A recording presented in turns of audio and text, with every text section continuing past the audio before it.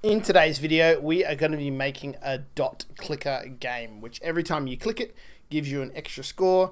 And the aim of the game is to click the dot as many times as you can in the 1 minute to get a highest score possible.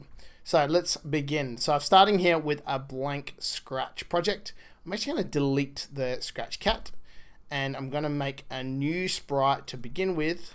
And I'm going to make a circle and I'm going to go just a greenish circle and draw a circle in the middle. I might hold shift to make it a perfect circle. There we go.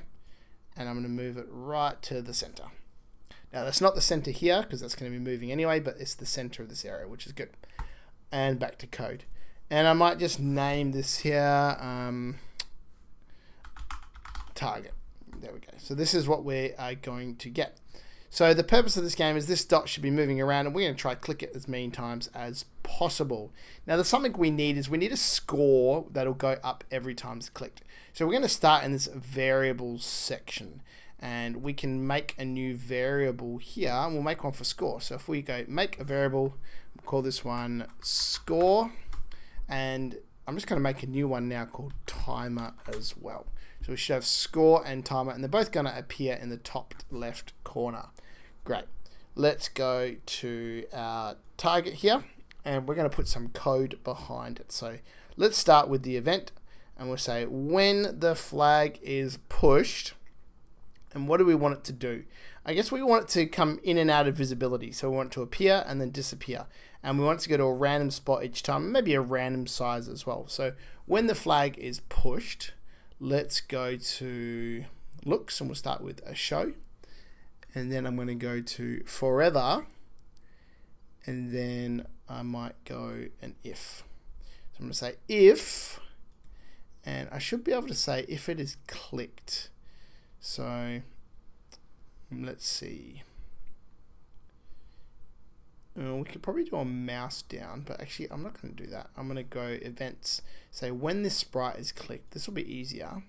When the sprite is clicked, we're going to say hide, and then we're going to say change, that's better, score by 1. If I click play now, I just click it, oh, it hid, perfect, and play, and I got an extra score. Now I need to reset that score as well, so let me just go set score to 0 there, and I'm also going to set my timer to 60 there.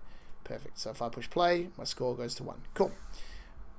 In my forever area, I'm going to say forever,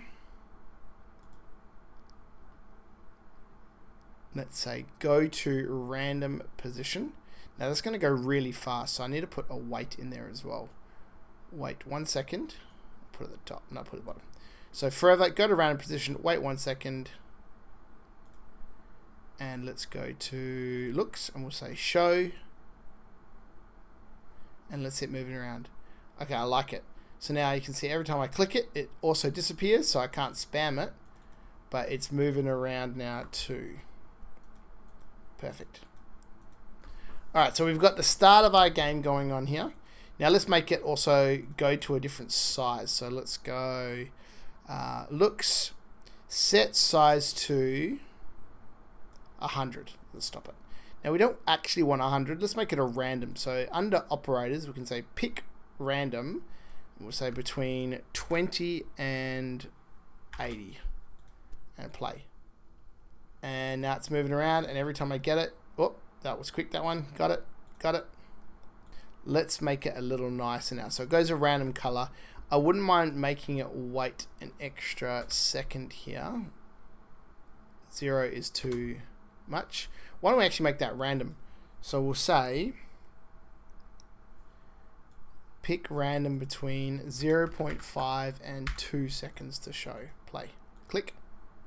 Oh, there it is.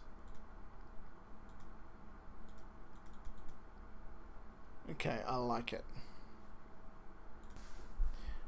Okay, so now it's going to go in a random position every 0.5 to 2 seconds, and when we click it, it moves. Let's put that there. There we go, that's working a bit nicer.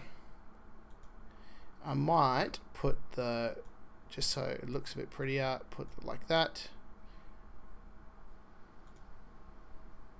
And I might say, put the show at the top. There we go. Okay, I like how that's working. Now I just need to make the timer count down. So to do that, I'm going to say, when the flag is pushed, then I'm going to say control forever. Where's my wait 1 second, and then change timer by -1. Alright, let's play that. And you can see my time is going down. I did set my time already. Oh, there we go. Okay, it's working much nicer now. Cool. And you can see you can start building up a score here. That's nice. There we go. Let's do one more thing. Let's say whenever it appears, let's play a pop sound, which is the default one here. So I'm going to say pop, and I'm just going to set the volume to 20 so it's not super loud. So play. There we go. There we go. There we go. I might make that a little less. I'm going to make that volume 5%. Much better. Alright, so it makes a noise. And if we want to make it even a bit more special, why don't we go looks, and we'll do something like change color by 25 every time it appears as well. So play. There we go. I like that. So we get a different color one that appears every time. Cool. So that's our dot clicker game. I mean, there's more we could do. We could do an intro screen and a win screen and make the score appear. In fact, that's probably the last thing we should do. We should say if timer